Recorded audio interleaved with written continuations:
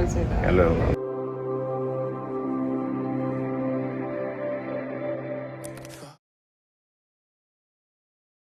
First തന്നെ programme കഴിഞ്ഞുകൊണ്ട് ആദ്യം അത് പറയാം. പ്രോഗ്രാം ഭയങ്കര അടിപൊളിയായിരുന്നു. Thank you.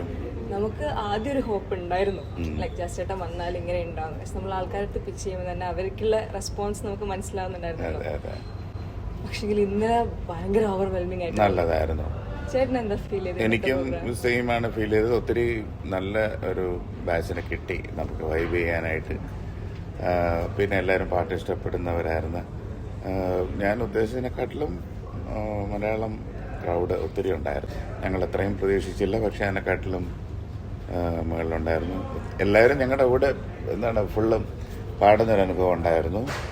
പിന്നെ നല്ലൊരു എനർജി ആയിരുന്നു. പിന്നെ ഞങ്ങളെ സംബന്ധിച്ചിടത്തോളം ഹാർഡ് റോക്ക് കഫേ ഞങ്ങളുടെ പണ്ട് മുതലേ ഉള്ള സ്വപ്നങ്ങളിൽ ഒന്നാണ്. പണ്ടൊക്കെ അവിടെ ഈ ലൈവ് ഷോസ് കാണാനൊക്കെ പോയിട്ടുണ്ട്. ബാംഗ്ലൂർ ഉണ്ട്.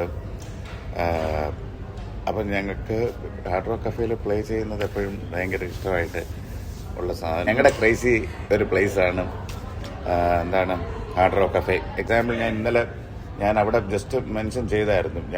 ഞാൻ ആക്ച്വലി ഒരു വെസ്റ്റേൺ ബാൻഡാണ് സ്റ്റാർട്ട് ചെയ്തത്. ഞാൻ അതിൽ കീബോർഡിസ്റ്റ് ആയിരുന്നു, പിന്നെ അതിൽ വോക്കൽ സിംഗറായി.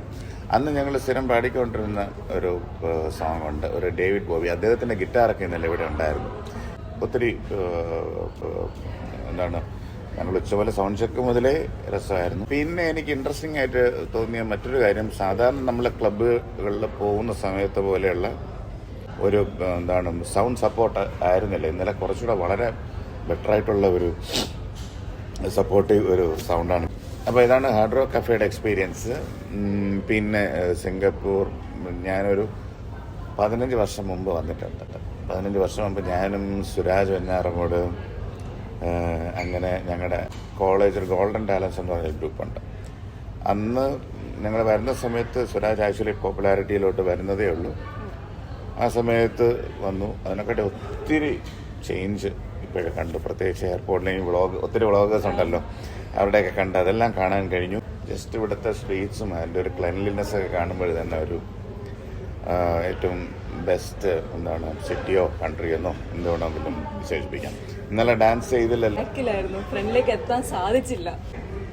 എപ്പോഴും ഫ്രണ്ടിൽ വന്ന് ഡാൻസ് ചെയ്യാം. ഞാൻ ഇന്നലെ പറഞ്ഞു, ഞങ്ങളെ ക്യാമറ എടുത്തോണ്ടിരുന്ന കിഷോട് പറഞ്ഞു, ഞങ്ങൾ എടുക്കുന്നതിനെക്കാട്ടിലും ഈ ഫ്രണ്ടിൽ ഒത്തിരി പേരുടെ കാല് ഭയങ്കരമായിട്ട് അതിൽ കയറി തട്ടി വേദനിക്കുന്നുണ്ടായി, അതൊക്കെ എടുക്കാൻ പറഞ്ഞു.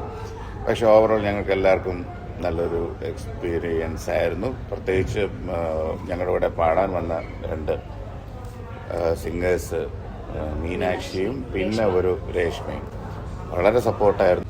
നമ്മൾ പറയുന്ന പോലെ വളരെ കട്ട വൈബേഷ് മൂർത്തികളായിരുന്നു. അവർ രണ്ടുപേരും ഫ്രണ്ട്സാണ്. ഇതിന്റെ ഭാഗം അല്ലാതെ പറയാം.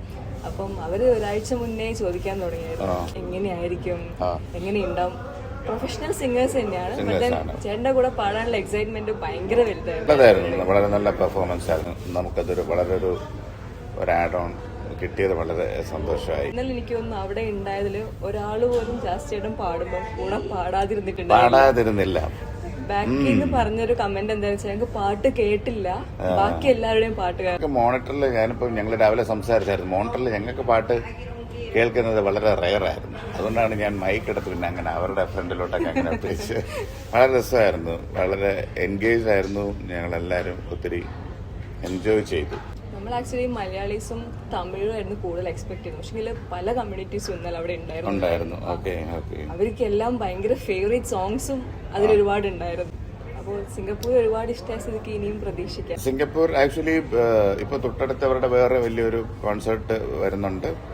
തീർച്ചയായിട്ടും സിംഗപ്പൂർ ഇനിയും നമുക്ക് ചെയ്യാൻ ആഗ്രഹമുള്ള വെന്യൂസിൽ ഒന്നാണ്. പിന്നെ ചോദിക്കാനുള്ളത് ഡയമണ്ടിനെ കുറിച്ചാണ്. ഡയമണ്ട് പോലെ തന്നെ ഷൈൻ ചെയ്യും. ഡയമണ്ട് ഞങ്ങളെല്ലാം ഒത്തിരി വെയിറ്റിംഗ് ആണ്. അതിന്റെ പോസ്റ്റ് പ്രൊഡക്ഷൻ നടക്കുകയാണ്. അതിന്റെ കുറച്ച് കട്ട്സ് ആൻഡ് എഡിറ്റ്സ് ബാലൻസ് ഉണ്ട്. ഞങ്ങളെല്ലാവരും വളരെ എക്സൈറ്റഡ് ആണ്. അപ്പം എനിക്ക് തോന്നുന്നു ഇന്നലെ ഞങ്ങളുടെ ഇൻട്രോ ആയിട്ട് ആദ്യം ആ പാട്ടാണ് പ്ലേ ചെയ്തത്. ഫസ്റ്റ് ഞങ്ങൾ അവിടെയാണ് പ്ലേ ചെയ്തത്. ഞാൻ വളരെ പോസിറ്റീവായിട്ട് ഞങ്ങൾ കാണുകയാണ്. ഇപ്പം ആർട്ടിസ്റ്റ് റിവീലിംഗ് നടന്നുകൊണ്ടിരിക്കുകയാണ് ഓരോ ദിവസം. എൻ്റെ ഗ്രൂപ്പിൽ ഒരാളെ അതിനകത്ത് കൊണ്ടുവന്നു. ഞങ്ങളുടെ എതിരാളികളെ കൊണ്ടുവരുന്നുണ്ട്. അതായത് ഞങ്ങളുടെ 2 ഗ്യാങ്ങായിട്ടാണത്. അത് അതൊക്കെ ഇങ്ങനെ ആർട്ടിസ്റ്റ് റിവീൽ ചെയ്തുകൊണ്ടിരിക്കുകയാണ്. റീൽ ബോസ് അങ്ങനെയൊക്കെ ഉണ്ട്. ആണ് വളരെ നല്ല ഷൂട്ടിംഗ്, നല്ലൊരു സെഷനായിരുന്നു ഓസ്ട്രേലിയയിൽ തന്നെ.